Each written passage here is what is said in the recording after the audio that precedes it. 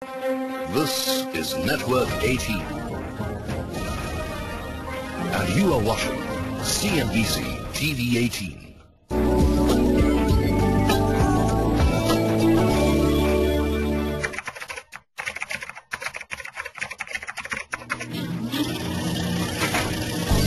The term MBA originated in America in the late 19th century during industrialization, as the companies during that time felt the need for fresh approaches to management.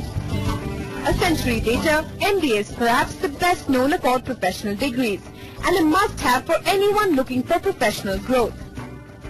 With a changing economic scenario and increasing competition, a management degree seems to be a basic requirement. Reason enough for millions of aspirants to queue up for entrance tests to get into business schools to master the art of business administration.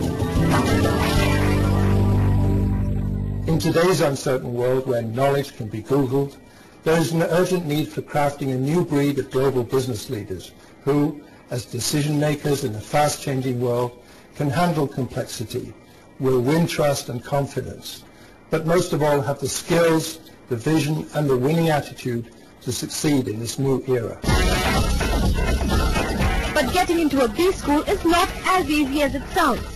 With lakhs of applicants pursuing the MBA dream every year, entrance tests like GMAT, CAT, CET are in place to select the best.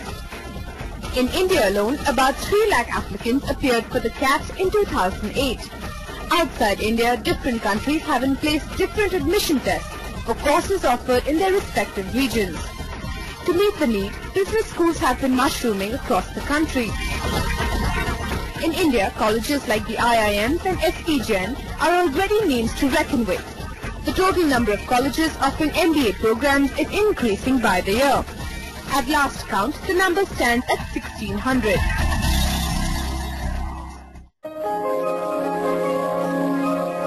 With the advent of globalization, the world changed, and the transformation into a global village became complete.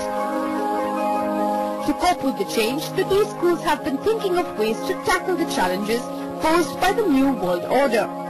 With the geographical boundaries and borders breaking down, a global exposure seems to be the need of the hour. Well, when we think of MBA, we think of sort of an American phenomenon, because MBAs really started in America. And we think of the 1980s and the go-go period, Wall Street, the Gordon Geckos, MBAs working for investment banks. That's what we think of. That's the stereotype. That's the image that we have. But we don't live in that world anymore. Countries like Dubai and Singapore are two of the favored destinations for colleges looking for global footprints. Dubai even has an educational city that houses colleges from across the world. So increasingly today the world is getting flatter. When we say flatter, corporations across the world are looking for managers, looking for professionals who have a global managerial mindset. What do we mean by that? Somebody who understands cultures, somebody who understands business practices, philosophies across the world. Today you have multinationals from different parts of the world setting up operations in other regions, in other countries. But the question is, how are the MBA aspirants reacting to these dramatic changes in times of global economic slowdown? Find out after the break. I had a very good job before, but I was thinking ahead. So for better career prospects, I needed an MBA, and a global MBA is a plus for me.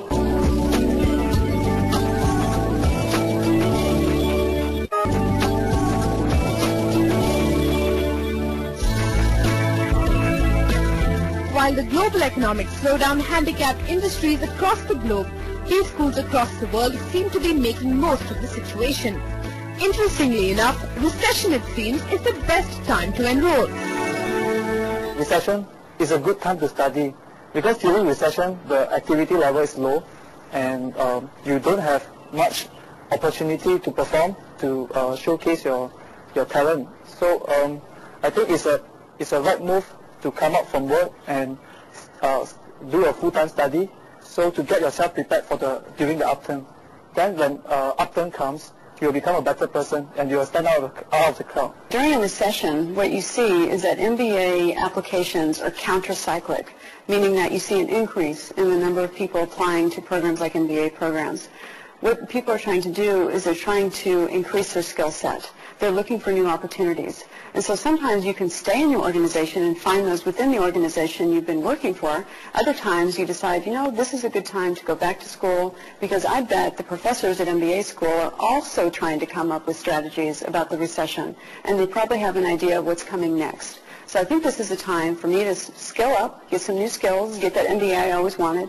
And so I'll go ahead and leave the job I'm in and go to MBA school, and I'll see what's on the other side of it.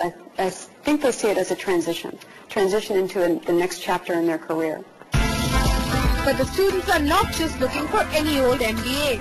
Priorities are fast changing, and colleges are focusing on various skills associated with management, especially in a global environment.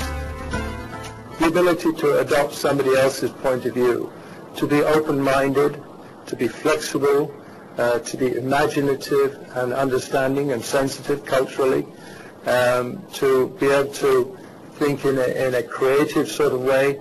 And I think those particular attributes are the ones that usually are reflected in the person who's got ability as a global manager, as a global leader, who can understand and work with people. At the end of the day, it's all about working with other people. One of the Indian colleges that responded swiftly to the growing need for a global exposure was the SP Jain Center of Management. Dubai was their first destination. But soon after, they set up another campus in Singapore after receiving an invitation from the Singapore government, and now the college has decided to go ahead with what they call the Twin City model. What we are really passionate about doing at SP Jain is to select into our program usually executives with 2 to 5 years of work experience, and then literally transforming them into smart, confident business managers who are trained to think in a global economy, what questions to ask, how to analyze situations, and which tool and framework to use in a global setting. We also are moving from what you know to who you are, because who you are is what really determines what you can do, what you are capable of. Under its Twin City model, SP Jain offers an intense 1-year global MBA program and is conducted jointly at the SP Jain's Dubai and Singapore campuses. That means the students would spend the half year of the course in either Dubai or Singapore and the next half in the other destination. If you confine the training and teaching to the mere classrooms, then you can't produce a global business leader. And that is where SP Jain's unique education business model becomes so important. In this model, what happens is each and every student gets an opportunity to stay in global cities where the campus is. For example, in Dubai, Singapore, Toronto, and then now Sydney. In these cities, the students live in, stay in, and they interact directly with corporates, with organizations, getting to work on live projects, live assignments. As they work on these live assignments and live projects, they get a unique experience of each of these cities and their culture, resulting in transformation through these experiences into global business leaders. You're just no longer restricted to the Asian economy, but you get an experience of the economies across the world. And I personally believe that in the current age of deglobalization, working in these various economies, along with a diverse group of students and an international faculty, our faculties are indeed very good, is indeed a learning experience. SP Jain Dubai and Singapore has academic support of SP Jain Institute of Management and Research, Mumbai, and a 1-year course means an innovative and relevant curriculum. Our tagline is crafting global leaders. And so first of all, you have to operationally define what it means to craft global leaders.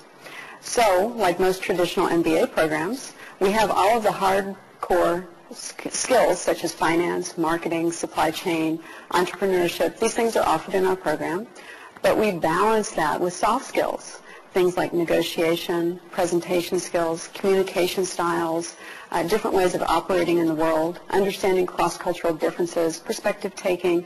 We do workshops on these. And so we are taking these students, giving them the knowledge they need, they would get in any MBA program, the what you know, and we're adding to that, who are you? One of the key aspects of the curriculum is the presence of visiting professors from across the world, whose varied experiences and backgrounds give the students a richer and wider global exposure.